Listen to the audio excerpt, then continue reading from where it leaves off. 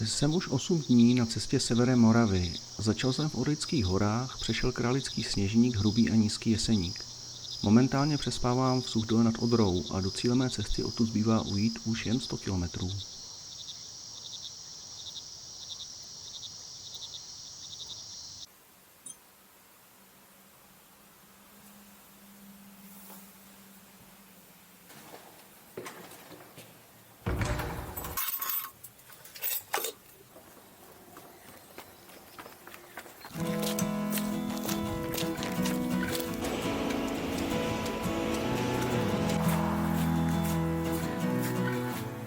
Za Suchdolem nad Odrou mě čekají lužní lesy a podmáčené louky v blízkosti řeky Odry.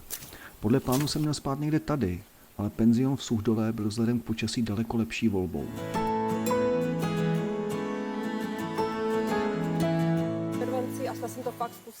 U řeky potkávám Pavlínu, která jde na etapy solo cestu Českem.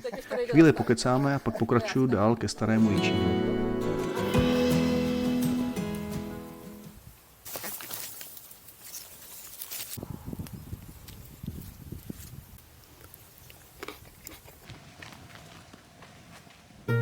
Hrad přede mnou se jmenuje Starý Jičín a jeho návštěvu rozhodně nemůžu opominout.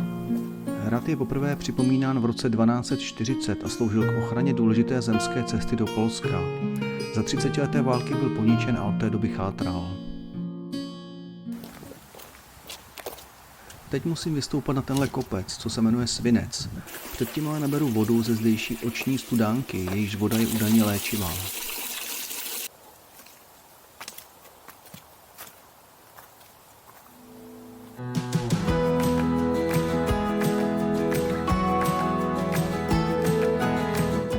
Kousek dál si prohlédnu Pikritové mandlovce, což je pěkná ukázka podmořského výlevu lávy.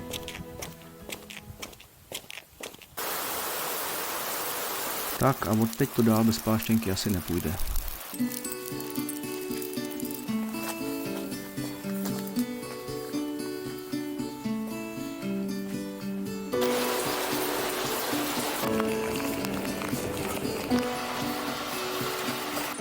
Dál bych měl jít několik kilometrů po téhle frekventované silnici, což se mi fakt nechce, takže to obcházím po loukách. Dneska bych měl spát tady nahoře na hřebeni a v noci bude dost pršet, což mi na náladě moc nepřidává. Navíc zjišťuju, že zítřejší plánovaná noc pod střechou nebude, protože mají úžasnou náhodou zrovna všechno plný.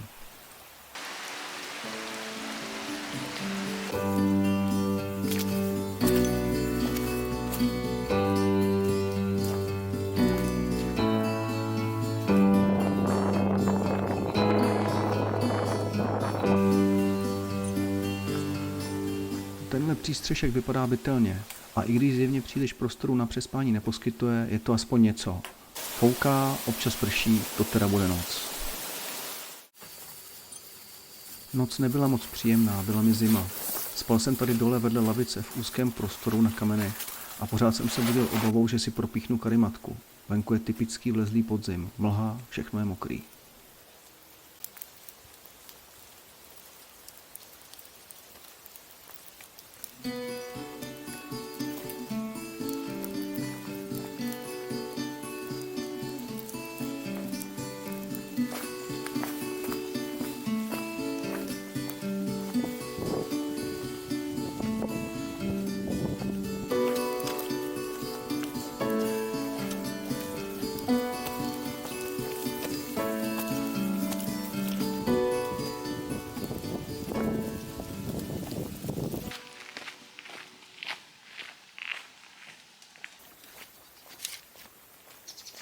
O pár kilometrů dál začíná situace vypadat trochu optimističtěji.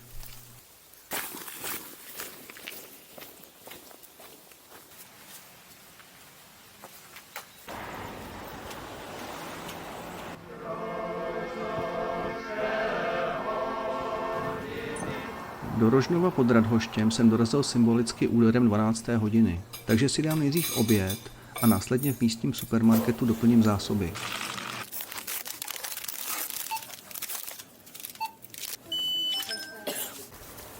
Na náměstí chvilku suším provlhlé vybavení a pak razím dál. K mému cíli musím ujít ještě 10 kilometrů a zdolat převýšení asi 500 metrů.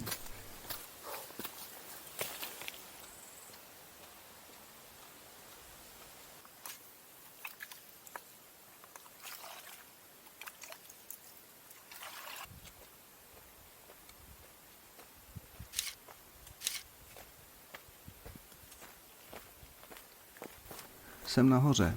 Vrcholové partie jsou brutálně vykácené a začínám mít proto obavy, v jakém stavu bude přístřešek Vsadská tanečnice, kde dnes plánuji přespat. Vypadá to dobře, ale moc se mi nelíbí ten traktor dřevorubců tamhle. Chvíli čekám, jestli mě přijdou okouknout, ale nikde nikdo, takže se vybalím, navečeřím a jdu spát.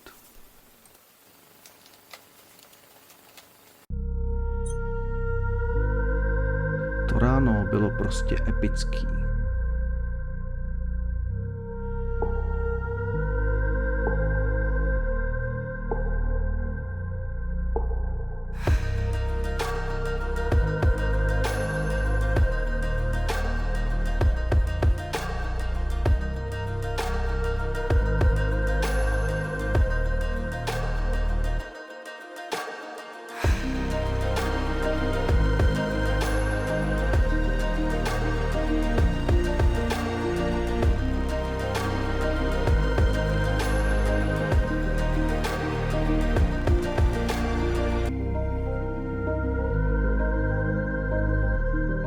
Tak tohle jsou, přátelé, Beskydy.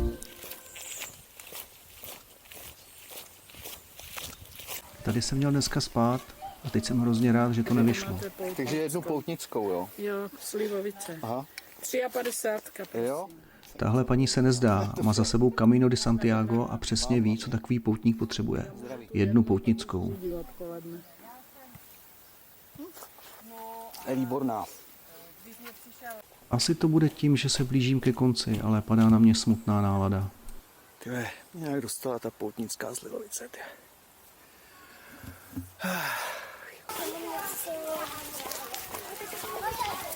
Já myslel, že pošlete v rojnici do lesa, aby vám to naplnili ty košíčky. A budete po cestě, jo? To bude taková po cestě zpátky, než my tam musíme dotáhnout a zpátky se bude na jistotu.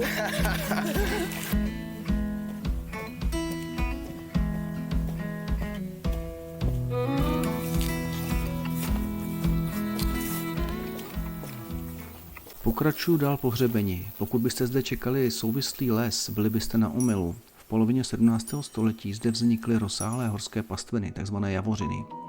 Pásly se tu ovce a krávy. Pastviny se výrazně zmenšily až koncem 19. století, protože dřevo víc vynášelo.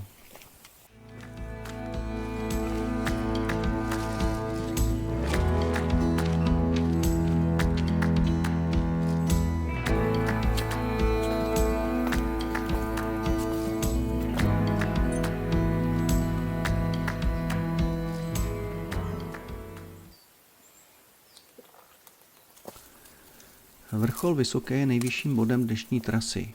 Pokračuji odtud dál k rozhledně Čarták a k pramenu Vsetínské Bečvy.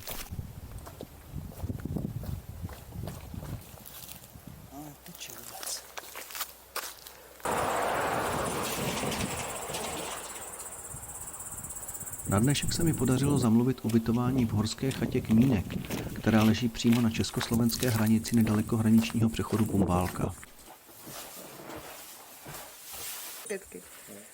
Jako jde to, ale Příjemně tu pokecám s Ladou a Martinem, československým párem, kteří jdou přechod po československé hranici od severu až na jih. Radika z 10 počakujeme.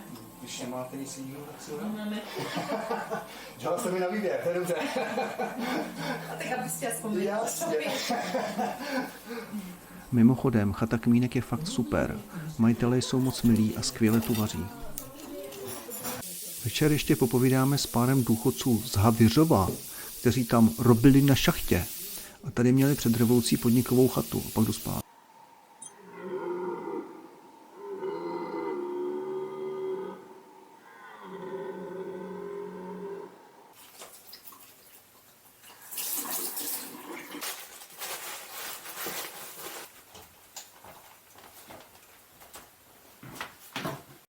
Dneska musím vyrazit brzo. Předpověď počasí slibuje trvalý déšť a mě navíc čeká nejdelší trasa celé mise. Na chatu Severka musím ujít 34 km s převýšením 1200 metrů.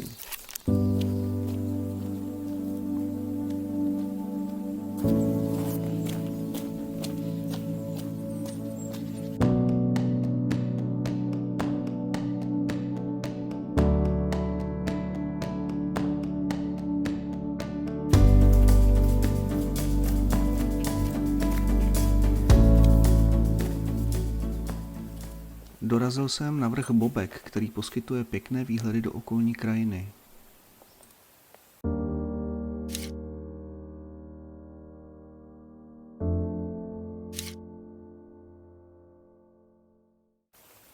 Ale mám dojem, že idylka končí, právě začalo pršet. Ve skrytu duše jsem doufal, že se mi to vyhne, ale příroda měla zjevně jiný plán.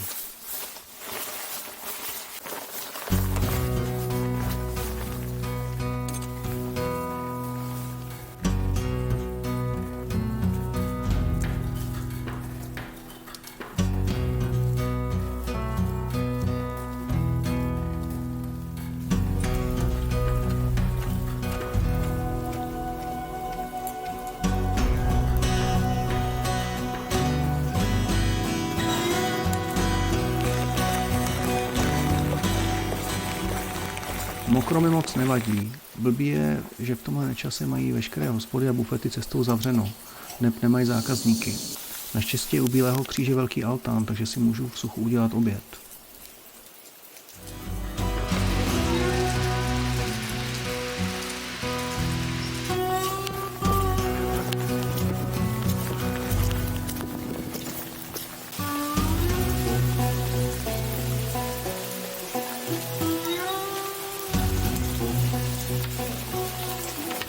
Přístřešek Malý Polom je jediná další možnost, kde se v suchu posadit a začínám tušit, že bude i zároveň možností poslední.